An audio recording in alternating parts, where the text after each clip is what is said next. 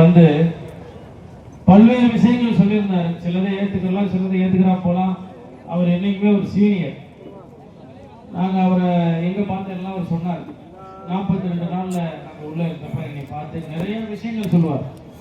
ஆனால் அவர் எங்களை பற்றி சொல்கிறார், நம்ம அவரை பற்றி சொன்னோம்ல. உள்ள ஜெயிலுக்குள்ள எங்களுக்கு பொழுதுபோக்கே அவர் தான். அவர் டெய்லி ஒரு மேக்கப் போட்டு டெய்லி ஒரு போராங்கி மாதிரி வருவார், பாட்டு பாடுவார், டெய்லி ஒரு கதை சொல்லுவார்.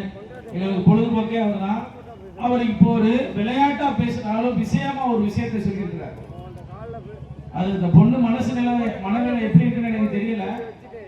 அந்த பெண்ணோட அக்கௌண்டோட பார்கோடு பிளஸ் நம்பர் என்னுடைய மாவட்ட செயலாளர் இங்க இருக்காங்க, அவங்க கிட்ட கொடுத்துருங்க. எங்க தென்னிந்திய ஃபார்வர்ட் பிளாக்குடைய கட்சி நிதி உங்க அக்கௌண்ட்டுக்கு நேரடியா வந்துடும். அதே மாதிரி அந்த மாவட்ட செயலாளர்கள் அந்த பார்கோடு நம்பரை வாங்கி உங்க கட்சி நிதியை போடுங்க.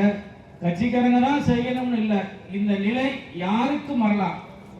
மனிதன் வாழ்வு என்பது ஒவ்வொரு நாளும் மரணத்தை நோக்கி என்பதை நீங்கள் புரிந்து கொண்டு அந்த குடும்பத்திற்கு உங்களால் ஆன உதவிகளை செய்ய வேண்டும் என்று சொல்லி, இந்த அரசாங்கம் கொடுக்கிற காசு ஒரு பக்கம் இருந்தாலும் நம்மளுடைய சார்பாக அந்த குடும்பத்திற்கு ஒரு பங்களிப்பாக இருக்க வேண்டும் என்று சொல்லி அருமையான யோசனையை சொன்ன அண்ணன் கவுண்டம்பட்டி முருகேசனுக்கு நன்றி தெரிவித்து விடைபெறுகிறேன். வணக்கம்.